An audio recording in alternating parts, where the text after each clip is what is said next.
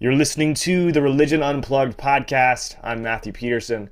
Today I'll be speaking with professor and writer Raffi Magarik about his recent book, Fictions of God, English Renaissance Literature and the Invention of the Biblical Narrator. Raffi, thanks so much for making time for us today. Thank you so much for talking to me. Yeah.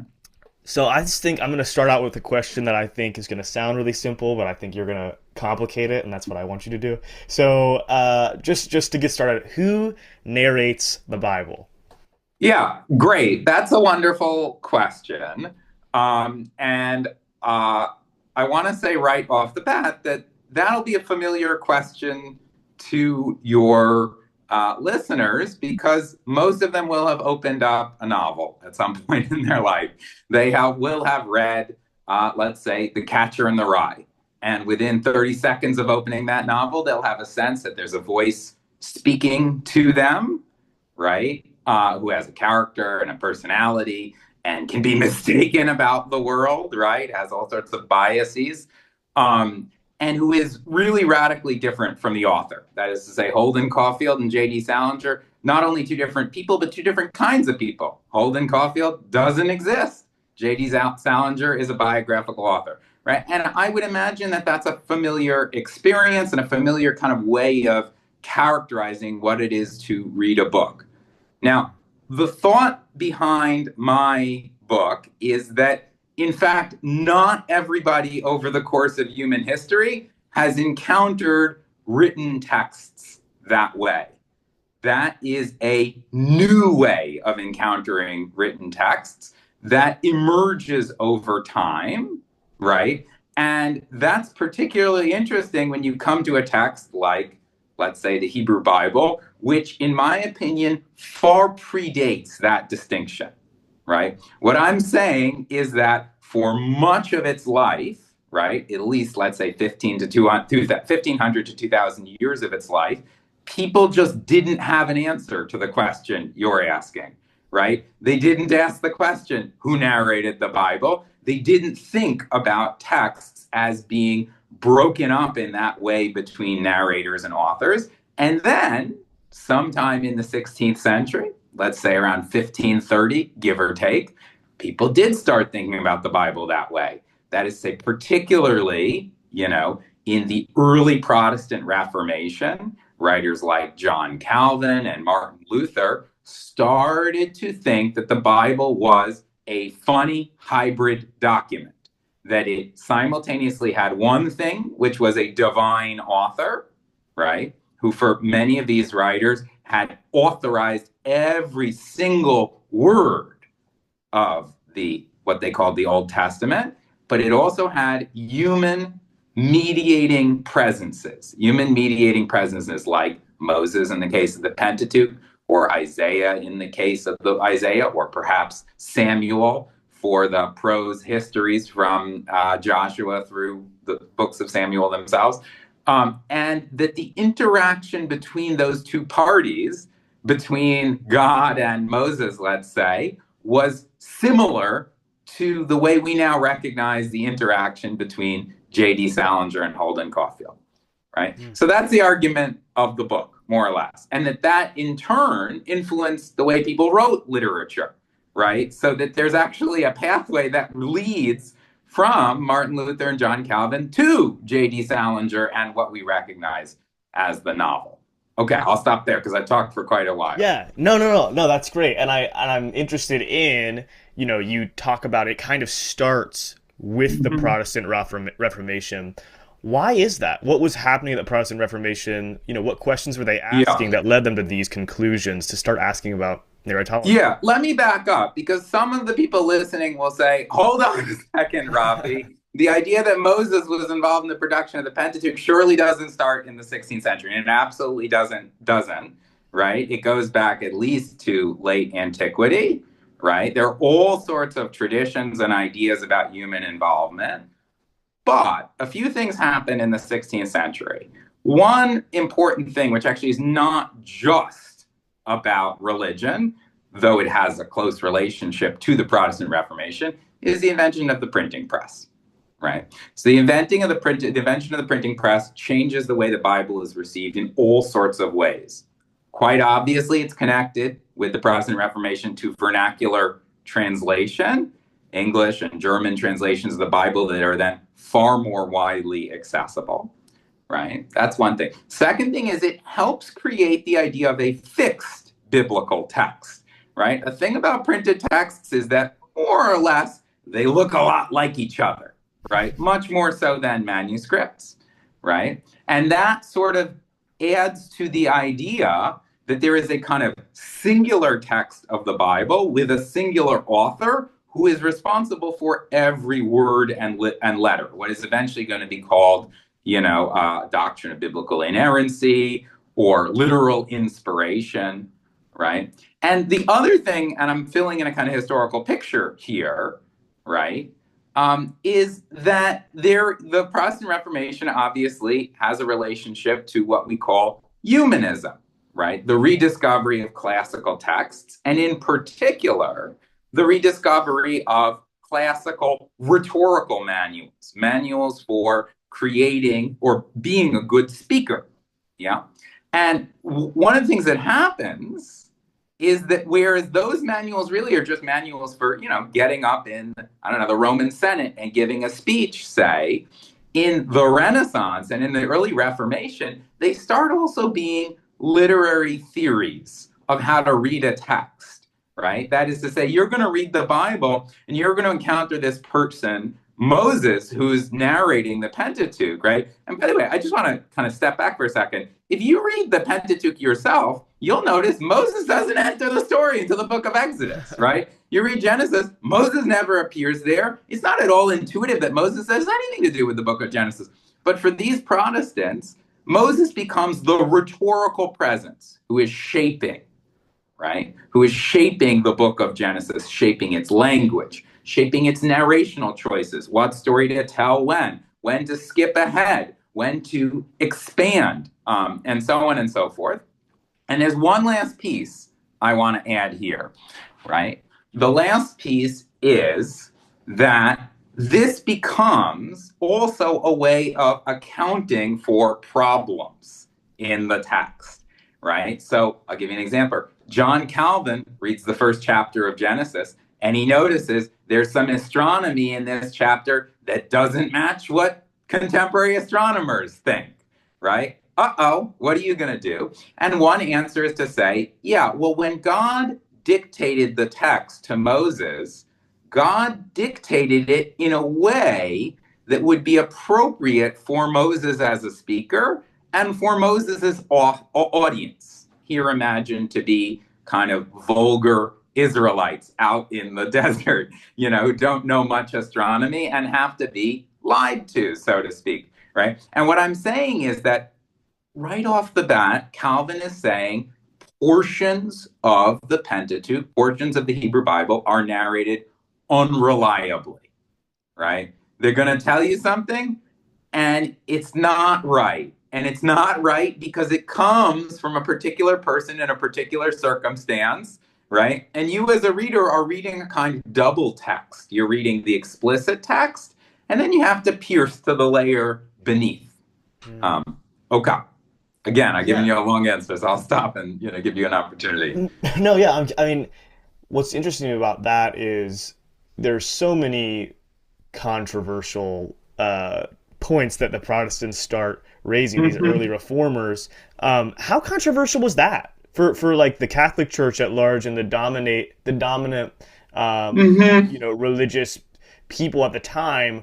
Was that a particularly upsetting one, or was there some seed of that before? Yeah, here we get kind of to the stakes of the book, right? Because I actually want to say two things at once. The first thing is that many people will have an image, which is not entirely incorrect, of the Protestant Reformation as, in essence, a democratizing or a kind of liberalizing movement. That is to say, everyone should read the Bible, everyone will read it for themselves, right? And so on and so forth, right? And that it's destabilizing church authority or tradition. Now, there's certainly something to that picture. But in fact, the thing I'm interested in, that is to say, the idea that biblical stories have mediating figures built into them, right? In the way that Moses is a mediating figure. Or let me give you an example of a weirder one, right? In Genesis 4, you might remember Cain's upset about his brother Abel, and God comes to Cain and says, "Why are you so upset? Come on, buck up, do well. You can do this, Cain." Right? Doesn't work out so well. Now, when Luther reads that story, rather strangely, he says every time the Bible says God said, it's actually Adam speaking. Very strange reading, right? What he's doing is putting a mediator, putting a little character narrator who is mediating God's words for Cain, right? Now, the point I want to make is what's happening in moments like that, or what's happening in moments of imagining the narrator, is actually not a radical, democratizing, destabilizing moment. It's in fact the way that the Protestant reformers, who had certainly dispensed with a sense of church tradition in the sense of a kind of ecclesiastical hierarchy that mediates the text, and were printing Bibles where all of the traditional commentaries were exiled to and you just got the straight text, were folding mediation and tradition and kind of the role of the minister back into the text, right? So in some sense, right, one of the things that I'm recovering is that as early as the 16th century, Protestantism, which had kind of radically destabilized some things, destabilized church authority, destabilized the role of Rome, the papacy, and so on and so forth, was already looking for compensatory mechanisms. It was already looking for ways in which the Bible text itself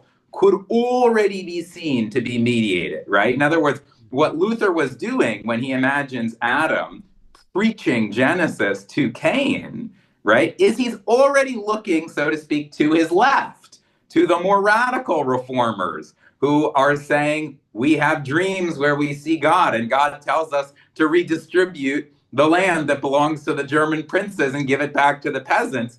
And Luther is saying, no, you don't, right? There's a tradition here. There are these mediating hierarchical figures. So that's one thing I want to say. You're wondering, is this one of the disruptions of the Reformation? I would say quite the opposite. This is one of the ways the Reformation, the magisterial reformers like Luther and Calvin and so on, stabilized the Reformation. Yeah, that's fascinating. That's fascinating. And I also want to get into, how this affected future literature. I mean, not future literature, but literature post biblical text. I'm really interested in that. Milton in particular, I always am captivated by it. And I'm curious, how did his understanding of biblical literature and its use of narration inform the choices that he made in Paradise Lost? Yeah, so people might be familiar with, Paradise Lost, Milton's great epic poem written, published in 1667. It's a retelling of the early chapters of Genesis. And of course, if you've read it, you've known it's quite a remarkable retelling that adds quite a bit to the story, changes all sorts of things, plays around.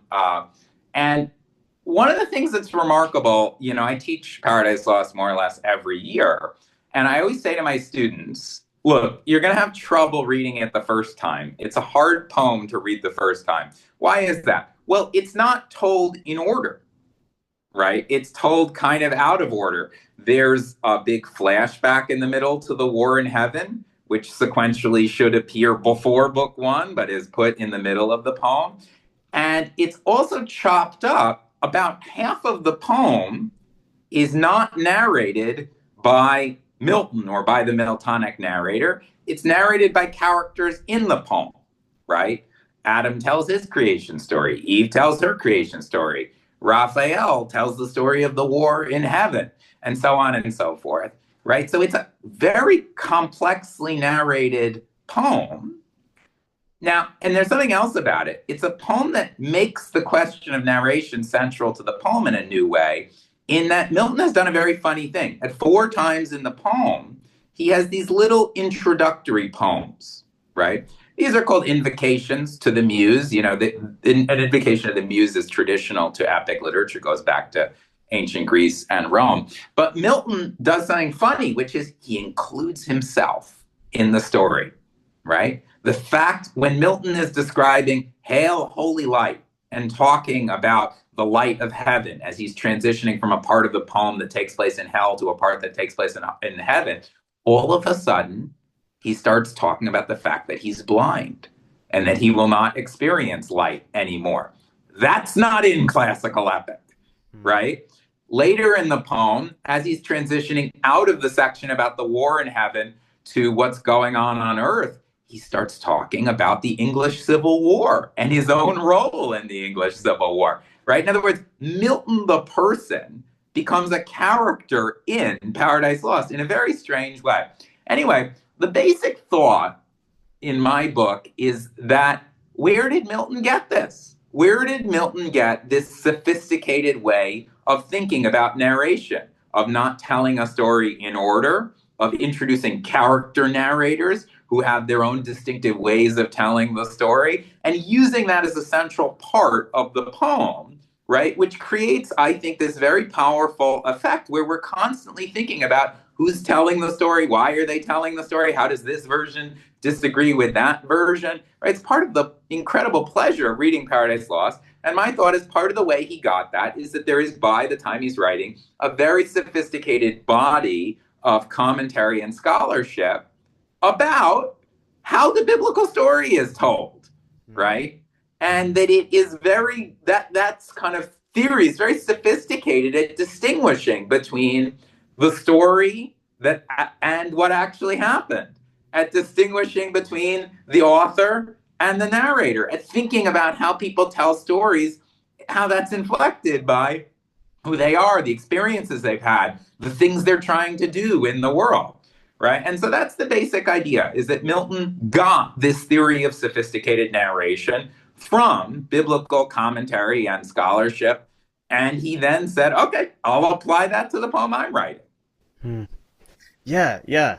I also want you to talk about Abraham Cowley, who, if you don't mind, I would love for you to give a introduction about, for those of us who don't know, who aren't very familiar with Abraham Cowley. But I was interested specifically in how Cowley saw his own political moment in biblical stories, and how that kind of was connected to narratology. And if you could talk about him. Yeah, so many of your listeners will be familiar with Paradise Lost, right? But it's worth saying that in the middle of the 17th century in England, poems like Paradise Lost, long poems taking biblical stories and reworking them in various ways, were not uncommon. And one of the other ones that I write about is Abraham Cowley's Davidius, which is a rewriting of the story of David originally fleeing from Saul. And as Cowley intended it, it was supposed to tell the story of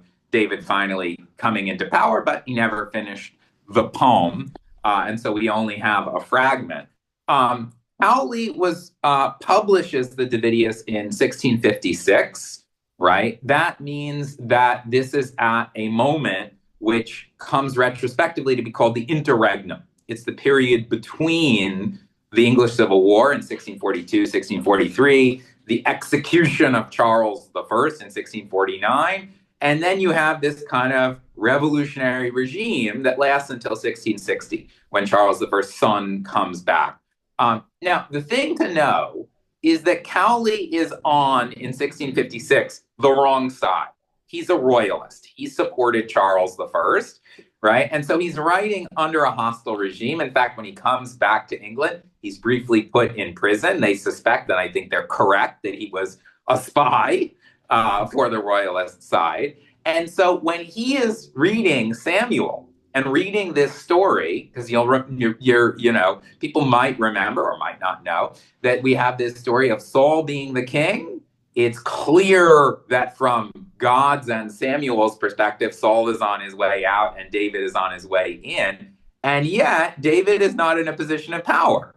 Rather, he's out of power. He's just a kind of, upstart. and he is kind of delicately making his way around Saul. He is being persecuted by Saul in various ways, and so on and so forth.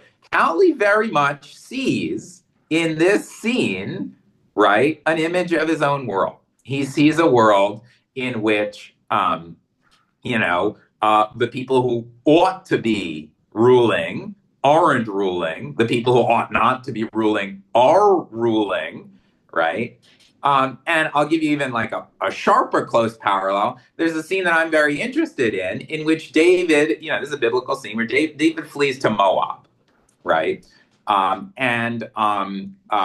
a kind of a neighboring kingdom to ancient Judah and Israel. And David flees there. And that obviously, I think, is patterned on what all of these royalists initially did after the execution of Charles in 1649. They went to France, right? They went to France, which was not a revolutionary regime. It was a good monarchy, and they hid out there for a while. So one thing that you see, right, which is quite wonderful, is, of course, somebody taking these biblical stories and reworking them in relationship to his own present. Now, here's where things get in my opinion, a little more interesting. The other thing, though, that is going on in Cowley's story is that, like Milton, Cowley is absolutely fascinated by the way in which the various pressures of the social and political world, right, distort, how biblical stories are told, right? I'll give you just two examples, right? One example is the story of the Exodus, right? The going out of Egypt gets told at least 5 times in the Davidius by 5 different characters.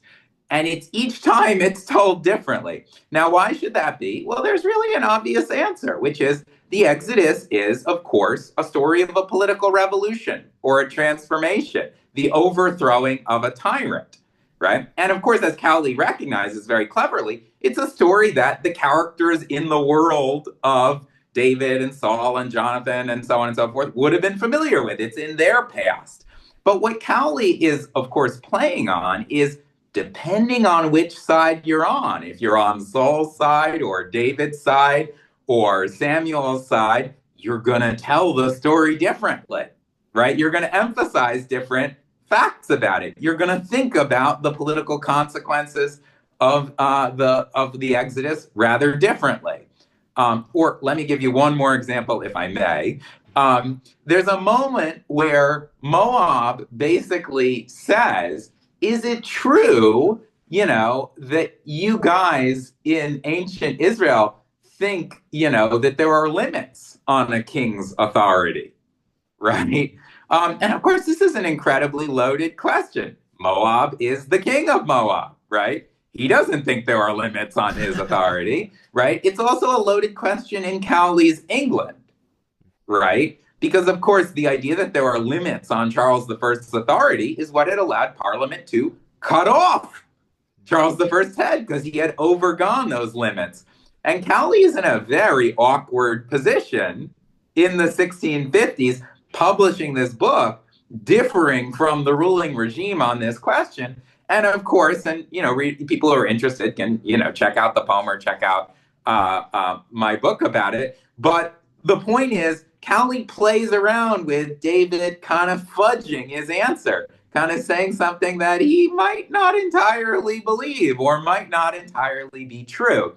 And what Cowley is doing is he is using, again, these ideas that you always have to ask as you are reading a biblical story, who's speaking here and what is their design? And how does that relate to the divine author and what their design is? And he's using that to imagine his own very complicated kind of game in response to the complicated pressures that he faces in his own moment. Yeah, man, that is fascinating. That's super interesting. I think we've gone through most of what I wanted to ask you about, but I'll end with this. I think the best, academic writing, scholarship that relates to religion should not contradict the beliefs or belittle the the practitioners of whatever religion is being studied. And I think your book very much is included in that. And so I'm just curious if you would maybe expand upon how can your ideas about Mhm. biblical narration help strengthen and inform the beliefs of Christians and Jews and anyone who believes that the Bible is true and helpful to their lives. How can this be Yeah. compatible and helpful to them? Yeah. Well, let me put it this way. I don't necessarily set out to strengthen anybody's beliefs, to weaken anybody's beliefs. I'm a literary historian, so I'm interested in the history of literary forms and how they change over time. That said, I do think there are some consequences of this story, and I'll just share two of them. One of them is this: these people I'm talking about more or less all live before the rise of what we now think of as historical criticism.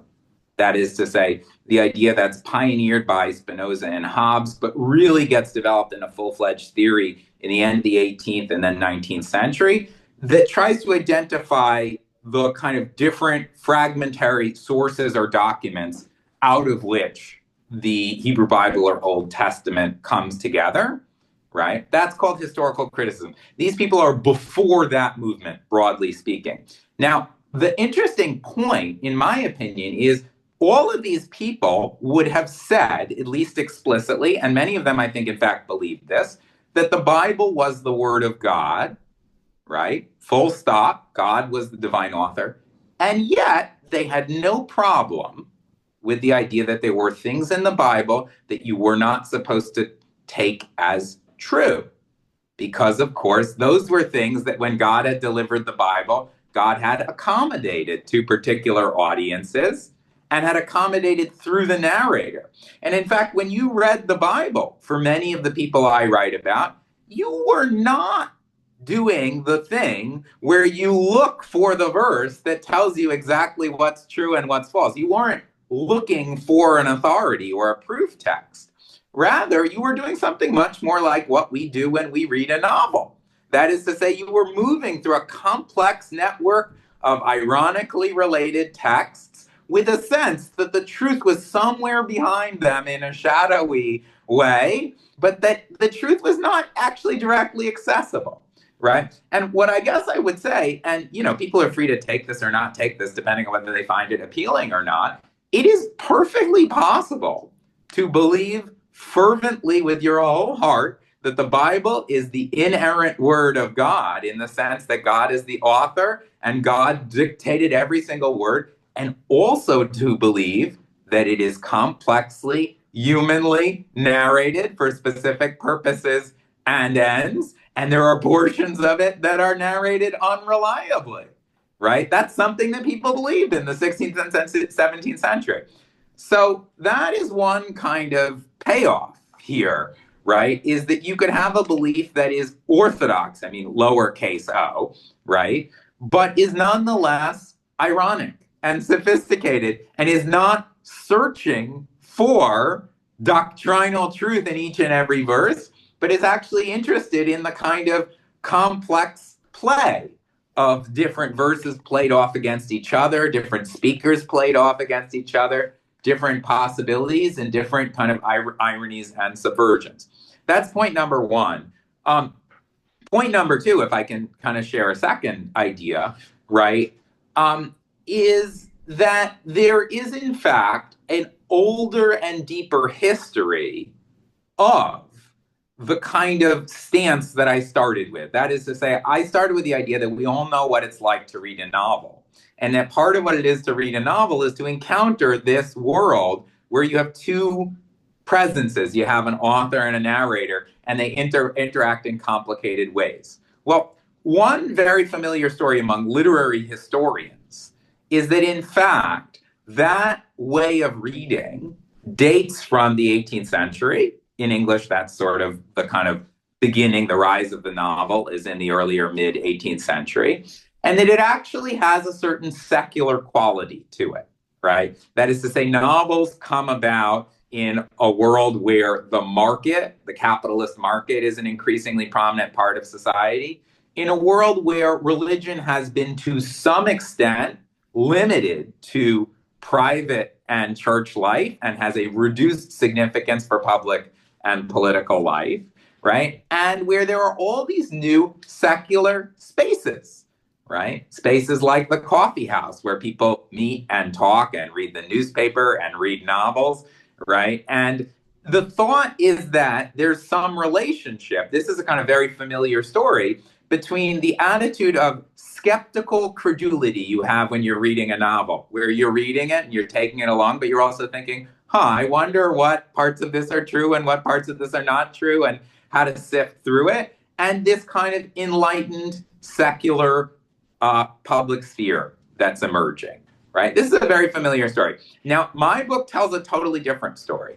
My book says, no, this way of thinking about narratives, this constant pivoting back and forth between author and narrator, between real truth and narrated truth, is actually a product not of that enlightened secular public sphere, but of the messier process of secularization. That is to say, the messy process over, very roughly speaking, of the 16th and 17th century that leads to that. And that's the process of nation state formation. It's the process of the wars of religion. It's the process of what's called confessionalization, where churches start to exist in individual nation states that correspond to that nation rather than being global, right? And it's a process it's not the kind of enlightened secular public sphere that already exists. It's a kind of transformation of and remaking of religion that is actually rather violent. It involves lots of war and rebellion and suppression of rebellion, right? And so I'm telling a story about how a kind of thing that I think on some level many of us take for granted, literary narrative irony, right? Something that's very familiar, again, to anyone who's ever read a novel, right, is actually a product of this period of religious turmoil, of the making of the secular state, and of this kind of immense renegotiation over the course of 2 centuries of the relationship between religion and the gradually forming secular state. All right. Well said. Everybody, that is Raffi Magarik. You can find his book, Fictions of God, in the link below. Raffi, thanks so much for coming on the show. We really, really appreciated it. Thank you so much for taking time to talk about the book.